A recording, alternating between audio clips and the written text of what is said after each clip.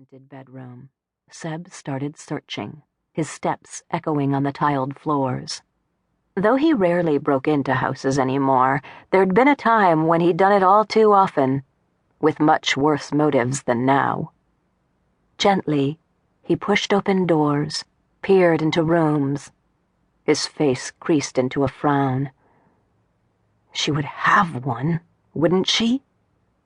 He hadn't seen for sure. He'd just assumed. Then, on the ground floor, he found it. A computer sitting on a desk in the corner. Perfect. Seb swung himself into the chair and hit the on button.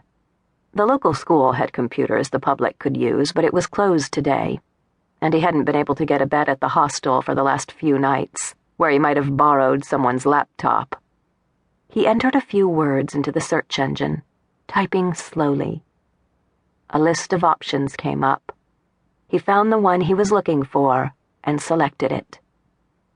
Diaz Orphanage, read the website's homepage. A haven for children. Seb's lip curled. He'd seen many orphanages over the years. Few could be described as havens. But he'd only found out about this one yesterday, and he needed to check it out. Who knew? It might turn out to be the place where he'd finally found what he was looking for. His heart beat faster at the thought, though he was only all too aware by now how unlikely it was.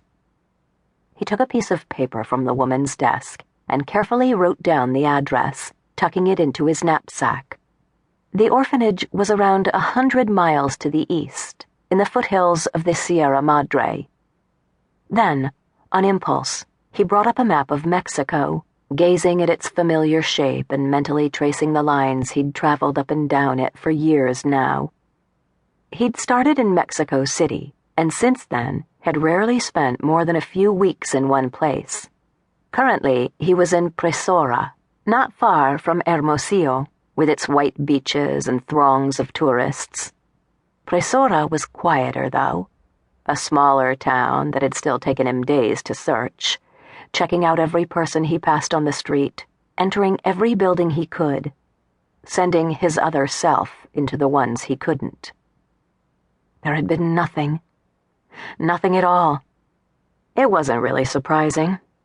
In his whole life, Seb had never even seen a hint of what he hoped so much to find.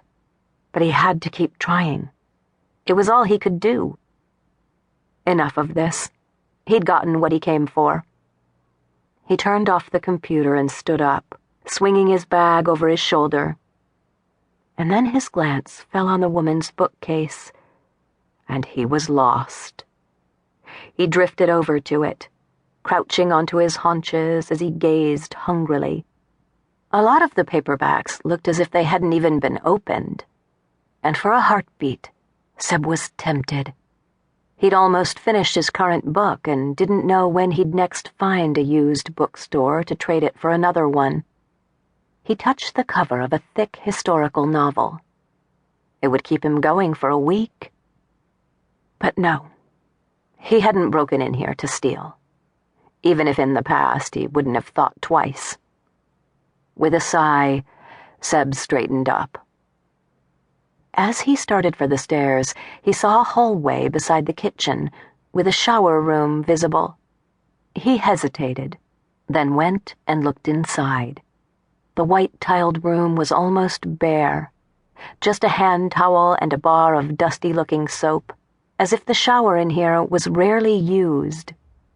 Which was probably true. The woman lived alone. The pristine pink bathroom he'd seen upstairs was the one with all her potions and powders in it.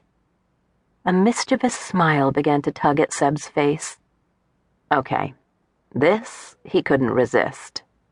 He hadn't been able to get really clean in days. His clothes were cleaner than he was. It had been easier to find a laundromat in this town than a bed at the hostel. He entered the small room, locking the door behind him. There was a tube of shower gel in his knapsack. He dug it out, then stripped off and took a long shower, relishing both the hot water and the privacy. Even after so many years, it still